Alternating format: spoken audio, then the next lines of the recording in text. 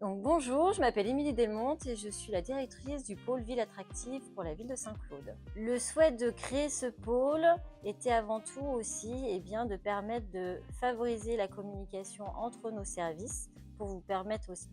aussi d'améliorer la communication auprès des habitants, auprès des partenaires locaux. Ensuite, l'idée aussi, c'est permettre de mutualiser nos compétences, nos connaissances pour proposer des projets communs et donc proposer des actions avec une plus grande ampleur. Alors pour aller un petit peu plus dans le détail, au niveau de notre service, nous avons on va dire 4 sous-pôles. Donc vous avez tout ce qui a trait à l'animation de la ville, l'événementiel. Donc effectivement, nous avons un collègue qui est en charge de piloter les actions menées à proprement dit par la ville, mais aussi qui est la porte d'entrée pour tout porteur de projet qui souhaiterait créer un événement sur la ville. Olivier sera là pour effectivement proposer un accompagnement et aider ces porteurs de projets dans toutes les démarches administratives qui incombent la mise en place d'événements. Ensuite, nous avons aussi l'organisation de spectacles. Et puis nous avons mis aussi l'importance sur l'accompagnement des commerçants, que ce soit des nouveaux porteurs de projets ou les commerçants en place pour créer une animation commerciale. Olivier est en charge de la partie plutôt animation commerciale en lien avec les commerces déjà installés, en lien avec l'Union commerçante indépendante. Et nous avons une collègue, Marie Azolin, qui est là pour accompagner les nouveaux porteurs de projets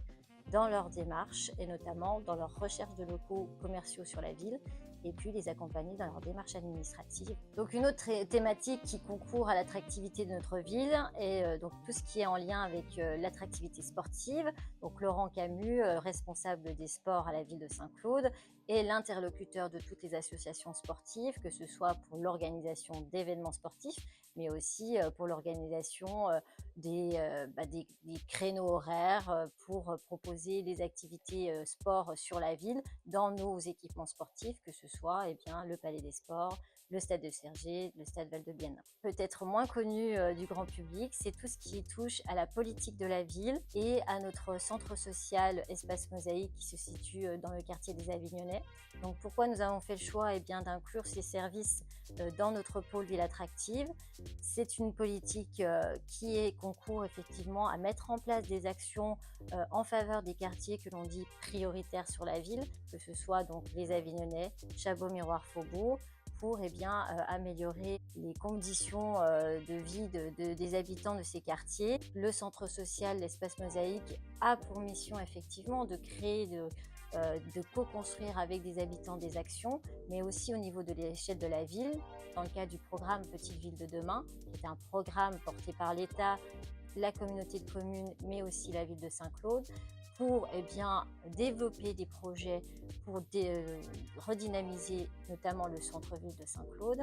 Nous avons ouvert une maison du projet, rue de la Poya, qui vous permet, vous, habitants de Saint-Claude ou extérieurs à Saint-Claude, de venir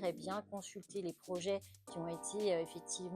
inscrits dans le programme Petite Ville de demain, que ce soit par exemple la requalification de la rue de la Poya, la rue Mercière, rue Anti-Janvier, que ce soit le projet de la piscine, que ce soit le projet